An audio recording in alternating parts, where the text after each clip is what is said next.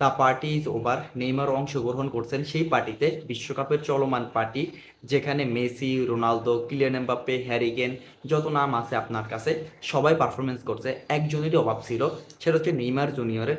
এবং ছোট একটা কেমিও দিয়ে দিয়েছেন নেইমার আমাদেরকে, এবং 15 মিনিটের মতো নেইমার মাঠে খেলছেন। এবং তার খেলার কেমন ছিল, সে এখনো কি সে ওই লেভেলে আছে কিনা যে এখনো ব্রাজিলকে সার্ভ করতে পারে, এই সব কিছু নিয়ে কথা বলবো। তার আগে একটু কথা বলি, নেইমারকে শেষ আপনারা আরো 2-3 বছর আগে ন্যাশনাল টিমে দেখতে পাইছেন, এবং এর ভিতরে 1 বছরের জন্য সে অবসরে চলে গেছে। মানে হচ্ছে 1 বছর এরকম ছিল, তার হচ্ছে এসিএল ইঞ্জুরির কারণে আমরা আল হিলালের হয়ে দেখছি 1 বছর পুরো মাঠের বাইরে ছিলেন। এবং ছোটোখাটো মাইনর ইঞ্জুরিতে আমরা অলওয়েজ নেইমারকে ভুগতে দেখছি, সেটা হচ্ছে মাসেল ইঞ্জুরি, এবং আপনি যে কোনো ইঞ্জুরি বলতে পারেন, থাইতে স্পেশালি তার একই পজিশনে একই জায়গায় থাইতে ইঞ্জুরির কারণে নেইমার বারবার মাঠের বাইরে। ব্রাজিলিয়ানদের একটাই আশা ভরসা ছিল নেইমার জুনিয়র, কারণ হচ্ছে ব্রাজিলের হয়ে অন্য কেউ এরকম কোনো পারফরমেন্স করতেছিল না যেখানে আপনি ভরসা করতে পারেন যে নেইমারকে বাদও ব্রাজিল কিছু একটা করতে পারেন বিশ্বকাপে। কিন্তু সবচাইতে বড় সৌভাগ্যের বিষয় হচ্ছে ব্রাজিলিয়ানদের, এবং এই বিশ্বকাপ শুরু হতে হতে এবং বিশ্বকাপ শুরু হওয়ার পরে এই 3 ম্যাচ আমরা দেখতে পাইছি, সেখানে ব্রাজিল একটা সিস্টেম দাঁড় করায় ফেলছে উইদাউট নেইমার। এবং এইটাই সবচেয়ে বড় পাওয়া এই ব্রাজিলিয়ানদের। এবং সেই সিস্টেমটা কিভাবে খেলতেছে সেটা নিয়েও পরে কথা বলবো, কিন্তু নেইমারকে নিয়ে আগে একটু কথা বলতে চাই, এবং স্পেশালি ভিনিসিয়াস জুনিয়রকে নিয়ে। যদি প্রথমে নেইমারকে নিয়ে বলি, নেইমার এক আক্ষেপের নাম। নেইমার হচ্ছে ওই আক্ষেপের নাম যে কিনা ব্রাজিলিয়ান হিস্ট্রির সবচাইতে ট্রফি স্কোর, মানে সবচাইতে বেশি গোল করা প্লেয়ার, সে কিনা একটা ট্রফি জিততে পারে না। এই ট্রফি না জেতার চাইতেও বড় আক্ষেপ হচ্ছে নেইমারকে ভালোভাবে মাঠে না দেখা, নেইমারের খেলা উপভোগ করতে না পারা। এবং আমরা 17 মিনিট পর্যন্ত তাকে দেখছি। সত্যি বলতে আমি অনেস্টলি ক্যামেরার সামনে কিছু কথা বলি, আই লাভ নেইমার। আপনারা যারা ব্রাজিলিয়ান সমর্থক আছে, তারা নেইমারকে যতটুকু ভালোবাসে, আমি অ্যাজ এ আর্জেন্টিনার ফ্যান, এবং যেহেতু সে বার্সেলোনায় খেলছে, ওই একটা টান কাজ করে। এবং সবচাইতে বেশি টান ফিল করার অন্যতম কারণ হচ্ছে মেসির সাথে নেইমারের যে বন্ধুত্ব, এটা আপনি ডিফাইন করতে পারবেন না তারা দুইজন কীভাবে এত ভালো ফ্রেন্ড হইতে পারছেন। এবং আমি নেইমারের খেলাকে অনেক বেশি অ্যাডমায়ার করি, এবং যেহেতু বার্সেলোনায় খেলছেন আমি আরেকবার কোট করতেছি, নেইমারকে আপনি আমার চাইতে বেশি পছন্দ করেন না। কিন্তু বাস্তব সত্য কথা হচ্ছে, এই টিম, বর্তমান ব্রাজিল টিম নেইমারকে বাদেই ভালো খেলবেন। এবং নেইমারকে নিয়ে যে কথা আছে যে নেইমার স্টার্ট করতে পারবেন কিনা, একদমই না, নেইমার স্টার্ট করতে পারবেন না।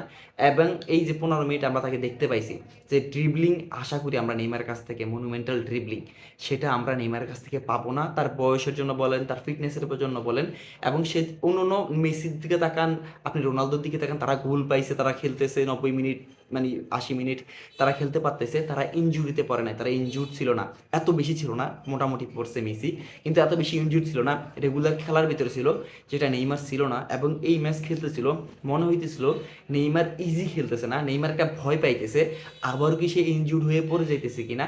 কিন্তু হ্যাঁ, যেভাবে সে একটা কর্নার নিছে, অ্যাকুরেসি দেখেন, বলের পাওয়ার, অ্যাকুরেসি, এবং নেইমার যেভাবে এখনও বলকে টাচ করেন, মনে হইতেছিল যে সেই প্রকৃতির সৌন্দর্য, যেটা একমাত্র প্রকৃতিতেই ফোটে বা ওই জায়গাতেই ফোটে। মাত্র 15 মিনিট খেলে নেইমার 3টা চান্স ক্রিয়েট করছেন।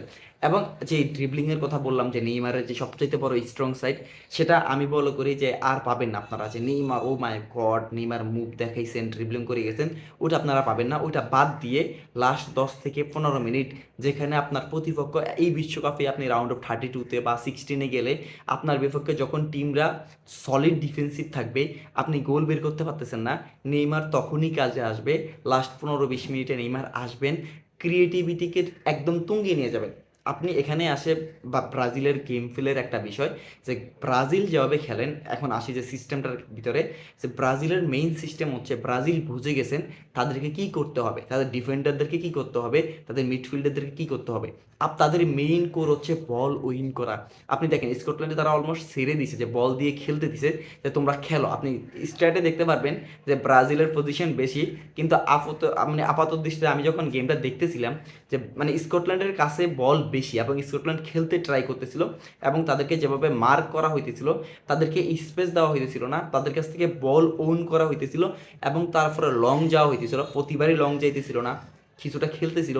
কিন্তু আপনি এমন এমন প্রতিপক্ষের বিপক্ষে আপনি সবসময় কাউন্টার অ্যাটাকে গোল দিতে পারবেন না। ভিনিসিয়াস জুনিয়র আপনাকে যে পজিশনে হেডে গোল দিয়েছেন, যে ভিনিসিয়াস জুনিয়র আপনাকে ওই পজিশন নিয়ে দিয়েছেন, সবসময় ওটা হবে না, আপনি ওরকম লং বলে পারবেন না। কিন্তু আপনার যে ব্রাজিলের যে সিস্টেম, তারা কোনোভাবেই আপনাকে গোল করতে দিবে না। আপনি মার্কিনিওর কথা বলেন, গাব্রিয়েলের কথা বলেন, আপনি ক্যাসিমিরোর কথা বলেন, এরা সবাই যে মিডফিল্ড বা ডিফেন্সে আছে তারা সবসময় বল উইন করতেই পছন্দ করে এবং উইন করবেন।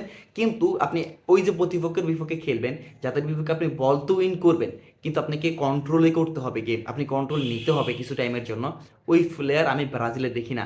তখনই কাজে আসবে এই নেইমার জুনিয়র। আসবেন, কন্ট্রোল করবেন, চান্স ক্রিয়েট করবেন। এখনও নেইমার 2-3 জন প্লেয়ার প্রতিপক্ষের প্লেয়ারদের ভিতরে, ডিফেন্সিভ বলেন মিড বলেন, তাদের ভিতর থেকে যেভাবে বল দেন, এটা এখনও টফনস। ওই যে ফার্স্ট টাচ নেওয়া, ওই যে বল প্রোগ্রেস করা, টার্ন করা, মুভ করা, এটা তো হচ্ছে জেনেটিক বিষয় নেইমারের, এটা তো মানে হারানোর বিষয় না। তো ওইটাই হচ্ছে নেইমারের ভিতরে এখনও আছেন। কিন্তু ওয়ার্ক রেট দেওয়া, একটা বল ওন করা, সেখান থেকে গোল করা আউট অফ নোয়ার, আপনি নেইমারকে কোনো গোল করতে নাও দেখতে পারেন। আমার মনে হয় না এই বিশ্বকাপে কোনো নেইমার গোল করবেন, কিন্তু একটা দুইটা অ্যাসিস্ট হয়তো বা নেইমার করতে পারেন, এতটুকু দেখতে পারেন। তো নেইমারকে নিয়ে কতটুকু আশা করবেন সেটা আমি বললাম। ব্রাজিলের মেইন খেলা কোনটা, যে ডিফেন্সিভলি স্ট্রং, বল উইন করতে হবে, সেখান থেকে প্রোগ্রেস করতে হবে, উইঙ্গারদেরকে দিবে এবং উইঙ্গাররা সেখান থেকে মানে ম্যাথিউস কুনিয়া, মানে একমাত্র এখন প্লেয়ার আছে ম্যাথিউস কুনিয়া, কুনিয়ার সাথে তারা লিঙ্ক আপ করবে এবং সেখান থেকে বল বের করবে এবং হাই প্রেসিং ফ্রন্টে হবে, যেটা আমাদেরকে রায়ান দেখাইছে, যেটা আমাদেরকে ভিনিসিয়াস জুনিয়র দেখাইছে, কিভাবে প্রেস করে বল নিতে হবে এবং বল নিয়ে সেখান থেকে গোল করতে হবে। 2টা গোল সেখান থেকে করছেন, একটা ফাউলের কারণে বাদ দিচ্ছেন, ওকে ঠিক আছে, একটা মানা গেছে। কিন্তু কথা হচ্ছে যে নেইমার জুনিয়রকে বাদ দিয়ে এই টিমের সবচেয়ে বেশি যাকে নিয়ে কথা হওয়ার কথা ছিল ভিনিসিয়াস জুনিয়র। এবং পুরো ওয়ার্ল্ডে আপনি লামিন ইয়ামালের নাম যেভাবে নেন, বাদ দিলাম লামিন ইয়ামালের নাম এখন নেওয়া হইতেছে না, খেলতে পারে নাই, কিন্তু আপনি এমবাপ্পে, আপনি হ্যারি কেইন, মেসি, রোনালদো, আপনি ওলিজে, মানে অন্য অন্য প্লেয়ারদেরকে যেভাবে লাইমলাইটে আপনি দেখতে পাইতেছেন বিশ্বকাপে, যাদেরকে নিয়ে কথা শুনতেছেন, আপনি কিন্তু ভিনিসিয়াস জুনিয়রকে নিয়ে একদমই কথা শোনেন নাই ভাই। আমি এটাই ভাবতেছিলাম যে ব্রাজিলের হয়ে শুধুমাত্র কথা হইতেছে তারা কিভাবে খেলবে, নেইমার আসতেছে কিনা, কিন্তু ভিনিসিয়াস জুনিয়র এর ভিতরে সেকেন্ড টপ স্কোরার, 4 গোল নিয়ে পরপর গ্রুপ স্টেজে 3 ম্যাচে এসে গোল করছেন, অ্যাসিস্ট করছেন। মেসির সাথে গোল অ্যান্ড অ্যাসিস্টে সব মিলে একদম টপে আছেন এখন ভিনিসিয়াস জুনিয়র। ওই ভিনিসিয়াস জুনিয়রকে নিয়ে একদমই কথা হয় নাই।